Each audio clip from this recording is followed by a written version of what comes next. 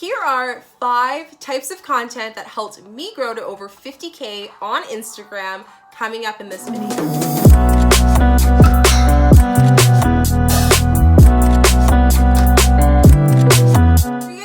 I'm Shika. I'm a travel lifestyle content creator, mentor, and owner of Blog It. On this channel, I talk about all things spirituality, wellness, entrepreneurship, and social media. Today, I'm going to be giving you 5 different types of content that has allowed me to grow on Instagram and will help you grow as well. This has not only allowed me to grow on social media, but has allowed me to build a connection, a community, and a bond with my audience so consciously, so organically, that has allowed me to kind of create them as a family. And I think this is one of the most important things, regardless of what space you're in. I think it's important to make sure that you are making them feel like they're a family. Like my subscribers here, you guys are family. I want to support you. I'm so happy to be creating this conscious social media Instagram series for you guys. Make sure you check down below. I have the conscious social media course that I launched, and I'm so excited for it. I have a free 1 hour sneak peek of the conscious social media course that I want to invite you guys to, so you just have to sign up down below. And also, if you're interested in the course and want to learn more beyond these videos, all you have to do is sign up. I'll give you guys all that information again down below so you can get all of that great information. Now, without further ado, make sure you give this video a thumbs up, like, and subscribe so you do not miss a video, as well as our subscriber of the day is Ron. Thank you so much for subscribing. I'm so grateful to have each and every one of you guys. I'm sending you light, love, positivity. Let's get into this video. So the first and foremost, and this is probably the best content that literally is timeless. Like, ever since social media started up to now, this type of content just keeps on bringing me people. And when I mean people, I mean clients, I mean my followers, I mean loyal people who just literally are so grateful for the content I create and what I do. And that is how-to videos, contents, blog posts, all that stuff. The great thing about how-to videos is people Google it all the time. How many times have you guys always writing in, typing in, Googling things that you want to learn about, right? And you're like, you know what I mean? So how-to videos are just more searchable. They're easier for people to find you, and they're timeless. So you can literally like advertise them anytime. Like you can take a blog post that you did 6 years ago right now and advertise it. Or maybe you did a really great Christmas cookie, little, I guess, like DIY, and that was like 2 years ago. Come Christmas again, you can re-promote that for people. It's a timeless thing that people will continuously want to know how to make delicious Christmas cookies. Or maybe you are a conscious mentor, maybe you're a wellness mentor, then start to give people tips of how you are able to support your wellness even in the space as a mentor or a leader. So this is the #1 type of content. #2, now I'm going to be very clear with this one because people talk about this, but they don't give you the dish, which is literally freebies. Freebies are amazing, but let me tell you, you will not be able to do freebies right if you do not do them the right way. So do freebies that make sense. For example, if you are a business that owns a product, a great freebie for you could be a discount. A great freebie for you could be also like how to use your product. There's a lot of things such as like things that are more, practical. This is a great idea for you to actually create a video on how to actually use the product and refer to the products that you're using to your shop. So this is a great kind of way to do a freebie, such as a YouTube video here on YouTube, or you could even do it here on like Instagram as an IGTV. If you are someone who has a service base, such as a coach, a wellness, whatever it may be, a mentor, a business coach, if it's anything along those lines, or even like a healer, a Reiki practitioners, my healers here, any person like that as well. If you have something for a freebie, would be a freebie to maybe a little session with your program. So it could be, a little chat with you for 15 minutes, a little mentoring chat. It can also be maybe a how-to freebie on, a little like taste of what you give them on a one-on-one session, or maybe a taste of your course, or whatever it may be, giving them an idea of what to do so they can kind of feel it out. You know what I mean? Like, I think it's so important in today's world because we have so many options to let your clients and your audience get to have a chance to see if it's a good fit for them.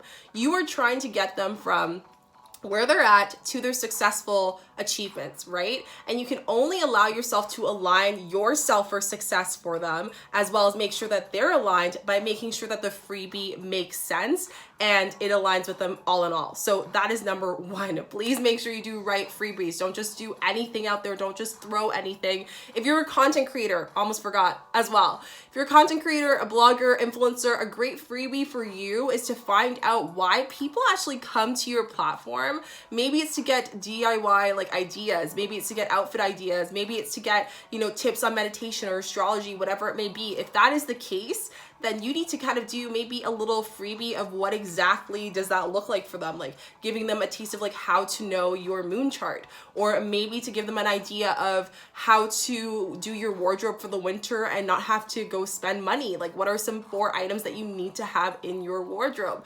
Those are all things that are timeless, amazing. You can advertise anytime, and people need them. You know what I mean? Like, just ask your audience, ask them what type of freebie they want before you start creating one that no one is going to download. Social cultural references. So I'm not going to say what exactly is going on right now, but you guys, we have more time at home. Let me say we are at home, right? So if there are things that are happening in the world that relate to your niche, this is a great time to talk about it and use your platform to share about the experiences. So anyone in entertainment, such as comedians, bloggers, people who do lifestyle, this is a great opportunity for you to put your 2 cents in the area if it relates to you. And this is where it comes down to conscious content.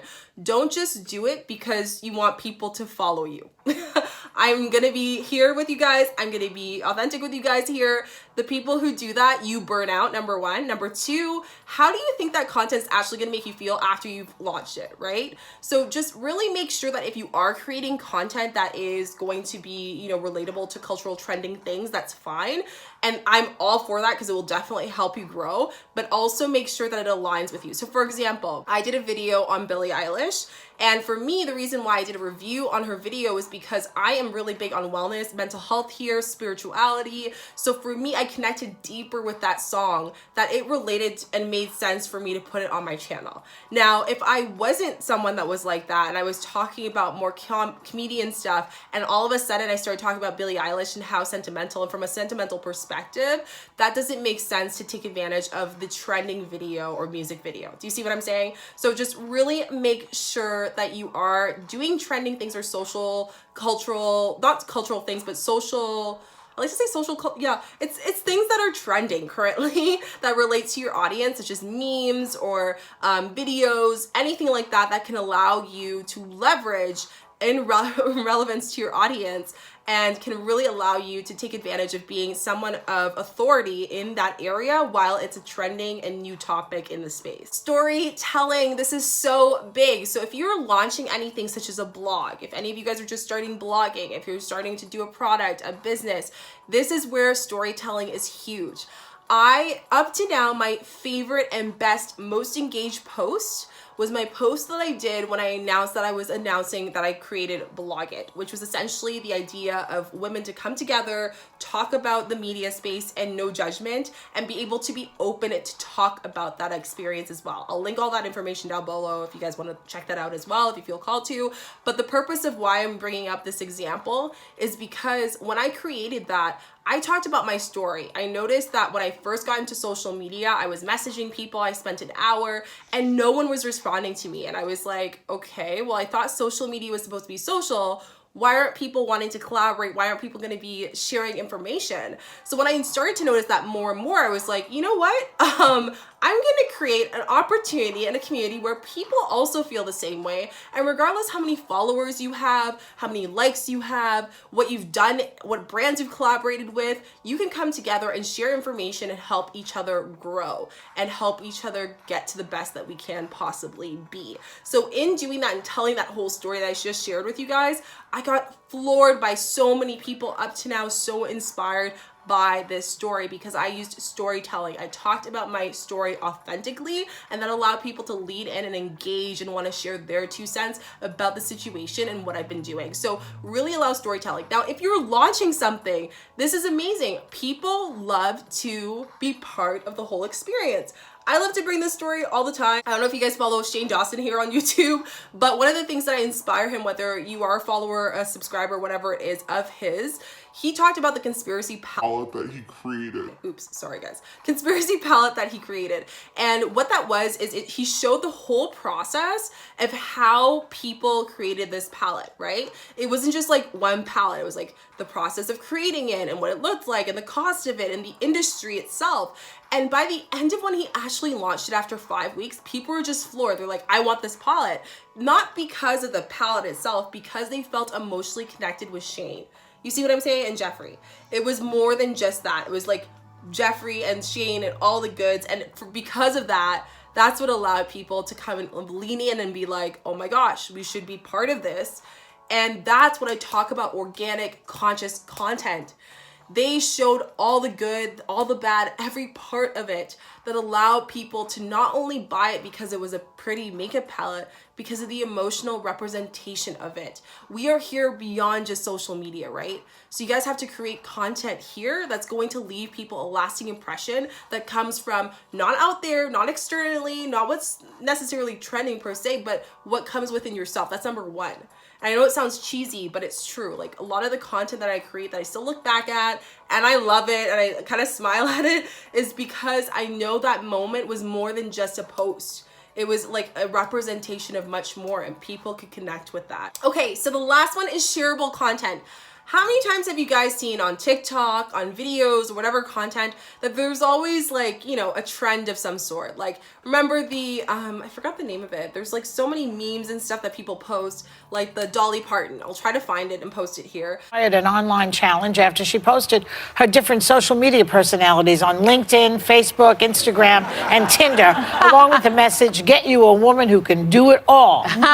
Dolly, we accept the challenge. Megan, so we put ours together. So Dolly Parton's little like meme that she had, that went viral. So their shareable content's amazing. Create a challenge, create a shareable content, create a community, create an activity that people can do online.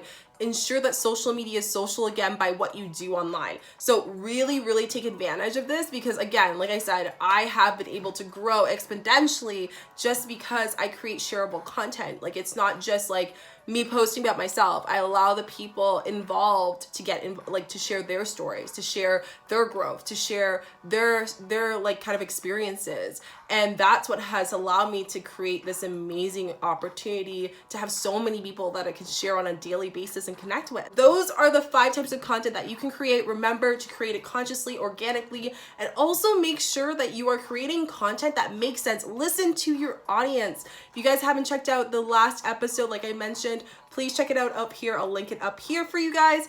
Make sure you give this video a thumbs up, like, and subscribe so you do not miss a video. I do videos 3 times a week, and put the notification bells so you don't miss a video as well. Don't forget to check out that free webinar down below. I'll link it down below for you guys so you can sign up, and also check out the course so you can also sign up for that.